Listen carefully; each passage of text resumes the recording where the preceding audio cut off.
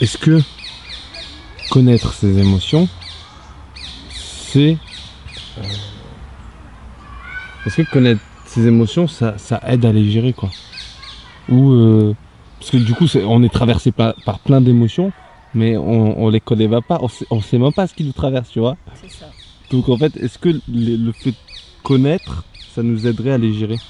Alors je sais pas, parce que moi je suis souvent décrite comme, moi tous mes amis me décrivent un peu comme une femme forte parce que je n'exprime pas mes sentiments. Mais en fait je les exprime pas parce que je ne sais pas les définir. Tu vois. Et souvent c'est ce que je leur dis, je dis il me dit oui mais Nasto, souvent t'es un peu, parce que par exemple moi l'exercice de me dévoiler devant la caméra, je sais qu'il y en a beaucoup qui seront étonnés. Ils se diront mais Nasto tu ne sais pas te dévoiler parce que tu ne sais pas, j'ai envie de dire, parce que pour moi je l'associe souvent à se dévoiler à une forme de montrer une certaine faiblesse.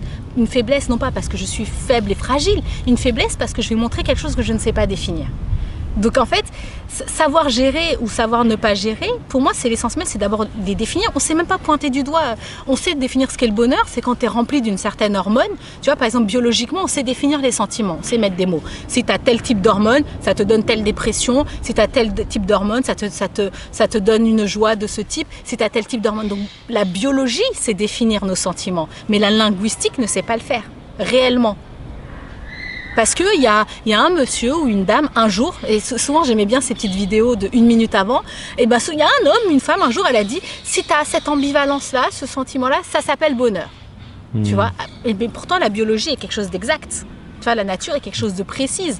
On sait que dans notre cerveau, quand tu as tel type d'hormone qui est sécrété, ça donne tel type de machin. Mais la linguistique derrière. Mais ça veut dire peut-être alors que on peut pas tout expliquer avec les mots. Bah carrément. Mais c'est ce que je dis, justement, les mots n'expliquent que ce qu'on a su définir. Ça veut dire que les mots n'expliquent que 30% d'un vide qu'on a su combler. Et en fait, c'est que nos défauts, entre guillemets. Parce que, comment dire, les mots, ce ne sont que des choses que j'ai choisi de définir. Un peu comme l'image des nouvelles technologies. À chaque fois qu'il y a une invention qui est créée, j'y colle un mot, je l'ajoute dans ma banette linguistique et je le connais, le mot, tu vois. Mais tout ce que j'ai pas encore su définir et que j'ai pas de mots, comment on peut l'exprimer?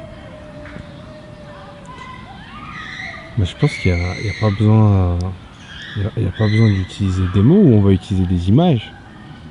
Quand tu peux plus utiliser le mot, tu utilises une image. Oui, mais comment tu vas savoir que cette image est accolée à ce que tu ressens? Quand tu ne sais même pas ce que tu ressens parce que ton cerveau n'a pas mis de mots sur ce que tu ressens. C'est que c'est moi qui pose les questions aussi.